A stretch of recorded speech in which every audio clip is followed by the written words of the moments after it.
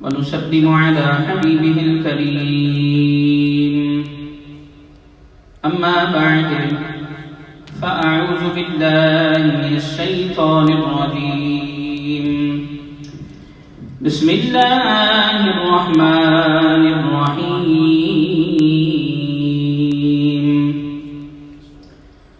ومن أعرض عن ذكري فإن له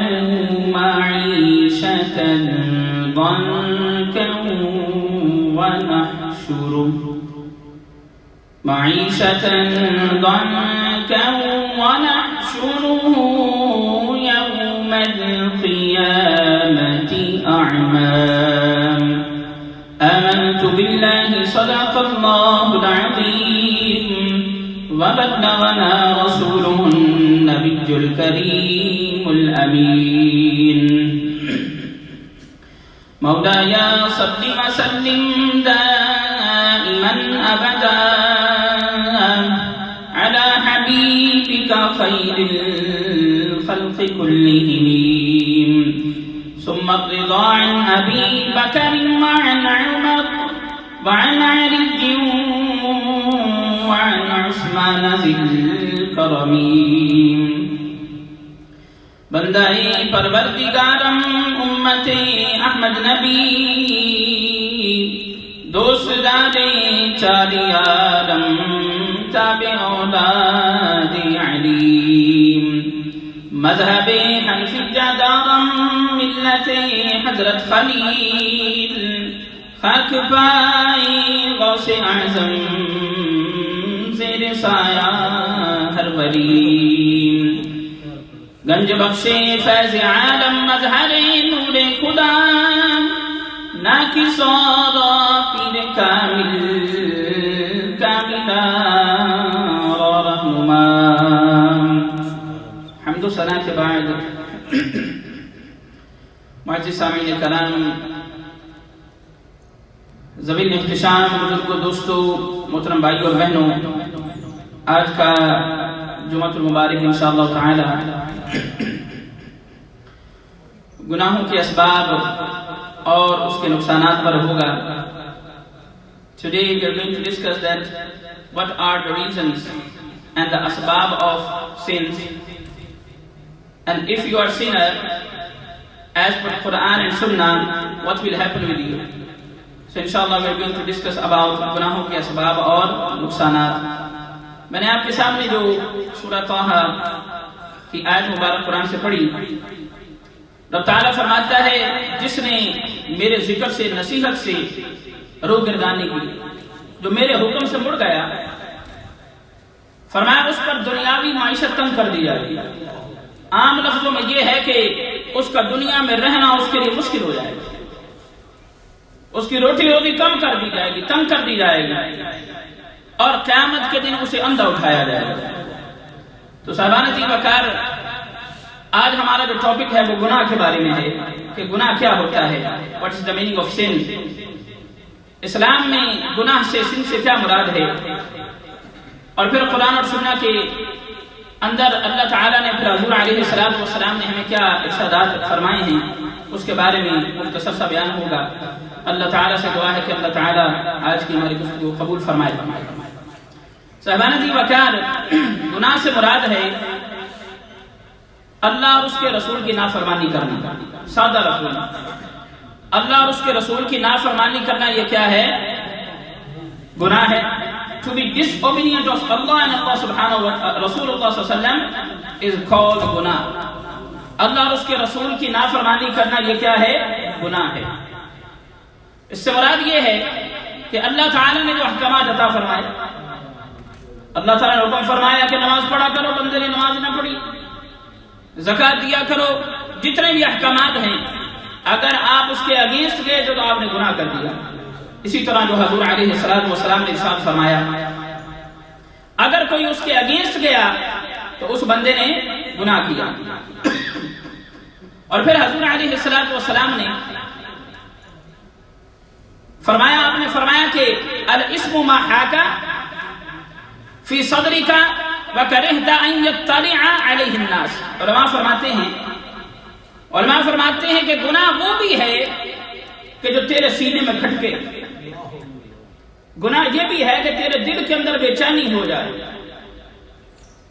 If you did any action and you're not satisfied from inside, आपके अंदर से सेटिस्फैक्शन नहीं हो रही, इससे मुराद ये है कि ये काम अच्छा नहीं है। तो उलमा फरमाते हैं इस्मु मा हाका फी सदरिका व करहता अन यत्तलिअ अलैहि अन्नास। उलमा फरमाते हैं कि गुनाह की एक तारीफ ये भी है कि जो तेरे सीने के अंदर खटकता रहे, जो तुझे परेशान कर दे, और तो इस चीज को नापसंद करे कि लोग इसको जान जाएं ये गुनाह है। अगर अच्छा काम हो तो बंदा तो ये चाहता है ना हर बंदे को पता चले, लेकिन अगर इसके ऑपोजिट मामला हो रहा है तो समझ जाएं आपने काम अच्छा नहीं किया। अल्लाह सुब्हानहू व तआला हैज क्रिएटेड अ मैकेनिज्म, अल्लाह सुब्हानहू व तआला has created a system with in human body. अल्लाह ताला ने हमारे अंदर एक सिस्टम बनाया हुआ, एक मैकेनिज्म है। If we do anything wrong, वो हमें मैसेज करता है, ट्रांसमिट करता है सिग्नल। वो कहता है नहीं तूने ठीक नहीं किया, तू फला बंदे का पैसा मार गया, तूने फला बंदे के खिलाफ ये बात कर दी, तूने ये ऐसा कर दिया। अल्लाह ताला ने एक अंदर सिस्टम, खुदकार सिस्टम बनाया हुआ है जो ऑटोमेटिकली हमें सिग्नल देता रहता है, अच्छा नहीं किया, अच्छा नहीं किया, ये अच्छा नहीं किया, अल्लाह नाराज हो जाएगा। तो फरमाया, उलमा फरमाते हैं कि अगर तुम्हारा दिल बेचैन हो जाए कुछ करके तो समझ जाओ कि तुमने अच्छा नहीं किया। फिर गुनाह की दो अक़साम हैं, आप जानते हैं, एक गुनाह कबीरा है और एक गुनाह सगीरा। कबीरा गुनाह वो हैं कि उलमा ने इसके बारे में लिखा है कि जिस पर कोई हद लगी हो, जिस पर हद हो कि कोई कत्ल कर दे उसके बदले कत्ल करो, यानी जिस पर हद हो कुरानी, जिस पर कुरान के अंदर सजा हो, अल्लाह ताला की सख्त नाराजगी हो और ईमान की नफी जिसके अंदर लिखी हो, सादा लफ्जों में ये गुनाह कबीरा है, जिसे आप मेजर सिन्स कहते हैं, बड़े गुनाह कहते हैं। फिर गुनाह सगीरा है, और गुनाह सगीरा ये हैं कि ऐसे छोटे गुनाह कि अगर आप नेकी करें ऑटोमेटिकली वो रिमूव हो जाएं। ये आम जो है वो मिसाल है। मिसाल के तौर पर नमाज के अंदर हंसना ये भी गुनाह है, नमाज के अंदर हंसना गुनाह है, खड़े होकर पेशाब करना गुनाह है, अपनी बीवी को बगैर किसी वजह के खामखा जानबूझकर तलाक बाइन दे देना, यानी इसकी बहुत सारी मिसालें हैं। तो जो छोटे गुनाह होते हैं वो ऑटोमेटिकली रिमूव होते रहते हैं अगर आप अच्छे अमल करते हैं। तो एक मेजर सिन्स हैं और दूसरे माइनर सिन्स हैं, गुनाह कबीरा और गुनाह सगीरा। ये बात ज़हन में रखें कि अगरचे गुनाह छोटा हो, अगर कोई बंदा गुनाह छोटा समझ के करता रहे, इसका जो इसरार है, इसका जो तकरार है, इसकी जो रेपिटेशन है, इसका रिपीट करना है, उसको गुनाह कबीरा बना देता है। ये गुनाह छोटा था, इंसान क्यों किसी गुनाह को छोटा समझे? मिसाल देता हूं, सांप है ना, अगर आपको पता है कि ये वाकई बहुत जहरीला सांप है, आप इसको अगर पकड़ेंगे, करीब होंगे या आपको डस लेगा, बाइट करेगा तो हम मर जाएंगे, आप उसके करीब नहीं जाएंगे, क्योंकि वो अगरचे छोटा है मगर जहरीला है, उसके अंदर इतनी पॉइजन है कि पॉइजन की वजह से हम मर जाएंगे। अगर सांप छोटा हो हम उसके करीब नहीं जाते कि कहीं वो हमें बाइट ना कर दे, हम उसको मर जाएंगे। इसी तरह फरमाया कि गुनाह अगरचे छोटा हो, उसको छोटा समझ के ना करो, उससे तुम्हारा ईमान जा सकता है। और जो छोटे गुनाह की गुनाह सगीरा में से उसकी रेपुटेशन है, उसको रिपीट करना है, अगेन एंड अगेन उसको करना है, ये उसको गुनाह कबीरा बना देता है।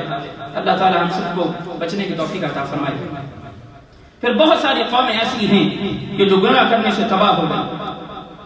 आप कुरान उठाकर देखें, आप कौम समूद को पढ़े, कौम आद को पढ़े, कौम लूत को पढ़े, बनी इस्राइल के हालात पढ़े, आपको पता चलेगा गुनाहों की कसरत की वजह से उनको खत्म कर दिया गया।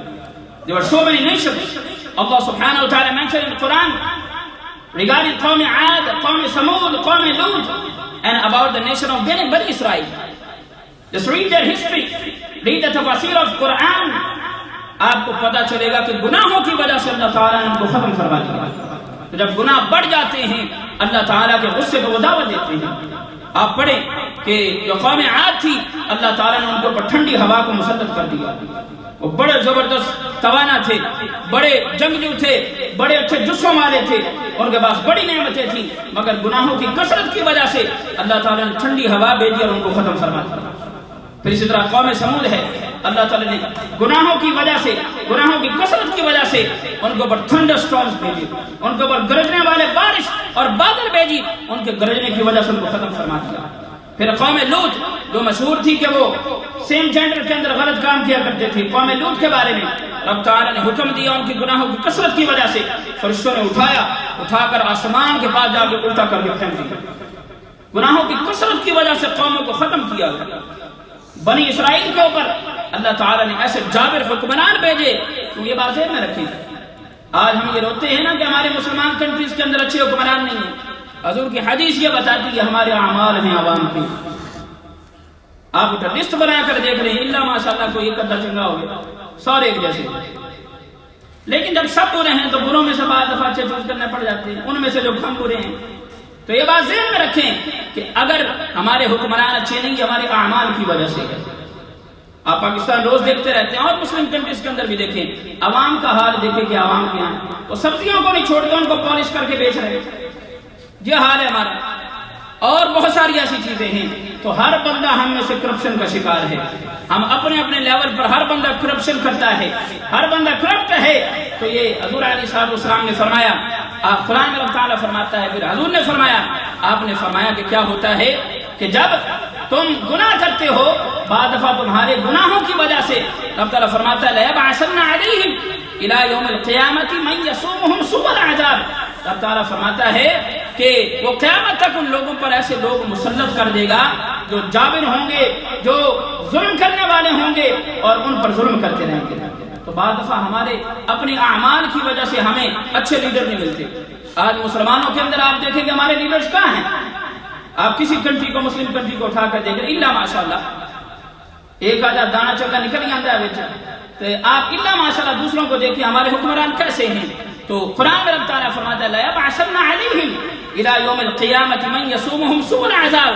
رب تعالیٰ فرماتا ہے ان کے گناہوں کی وجہ سے ان پر ایسے لوگ مسلط کر دیے جائیں گے جو جابر ہوں گے، ظلم کرنے والے ہوں گے، یہ ان کے گناہوں کی وجہ سے ہوگا۔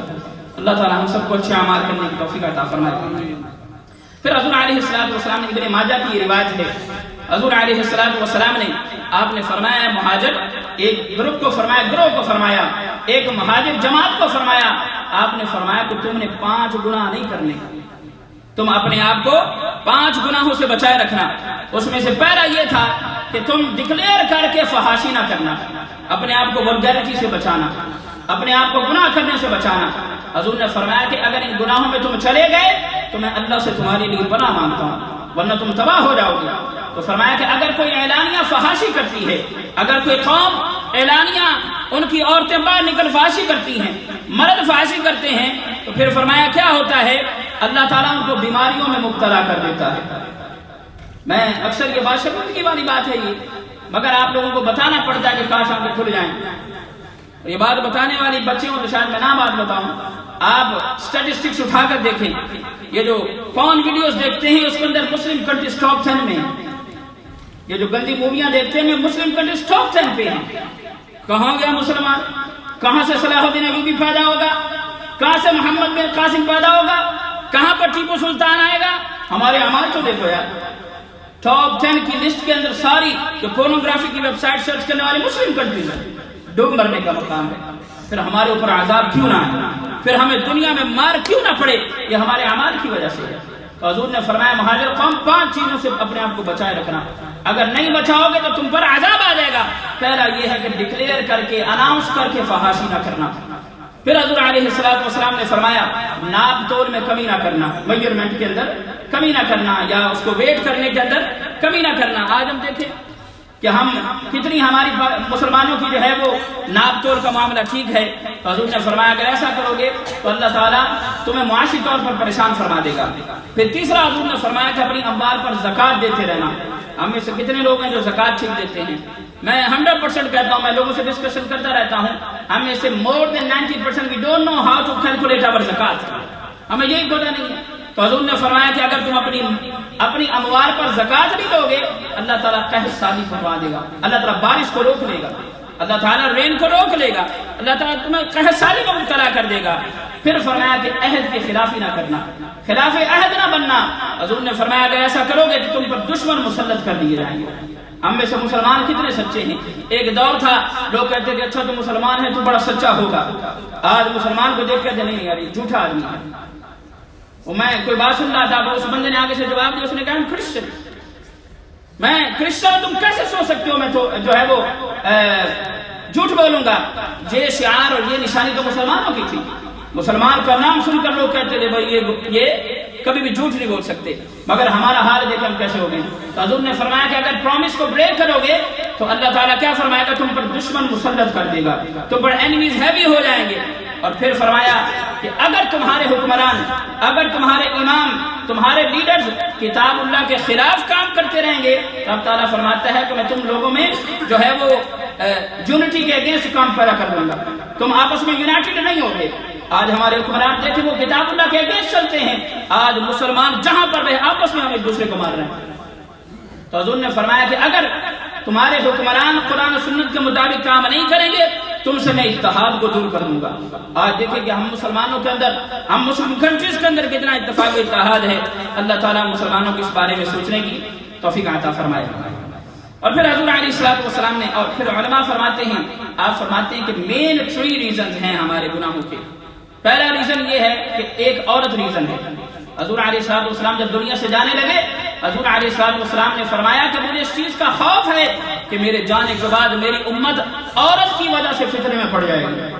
میں بیویوں کی بات نہیں کر رہا، اللہ معاف فرمائے کہ لوگ جو ہے وہ ایمانداری سے کام نہیں لیتے، عورتوں کے پیچھے پڑ جاتے ہیں۔ تو حضور نے فرمایا کہ مجھے یہ اندیشہ ہے کہ میری امت جو ہے وہ اس فتنے میں پڑ جائے گی۔ تو عورت کی وجہ سے بندہ گناہ کرتا ہے، اس کو پانے کے لیے مختلف ہیلے بہانے کرتا ہے، پھر گناہ کرتا رہتا ہے۔ تو گناہ کرنے کا ایک سبب عورت ہے۔ اور پھر دوسرا مال و دولت ہے۔ انسان کیلکولیٹ کرتا رہتا ہے، انسان کہتا ہے کہ میرے پاس زیادہ سے زیادہ پاؤنڈز آ جائیں، زیادہ سے زیادہ ڈالرز آ جائیں، زیادہ سے زیادہ روپیز آ جائیں، اس کو اکٹھے کرنے کے لیے وہ حرام کام بھی کرتا ہے، وہ جھوٹ بھی کرتا ہے، وہ قتل بھی کر دیتا ہے، وہ لوگوں کا حق بھی مار دیتا ہے۔ تو آج کل گناہ کا ایک سبب مال جمع کرنا بھی ہے، اس کا شوق ہونا، مال کو جمع کرنے کا شوق ہونا بھی گناہ کا سبب ہے۔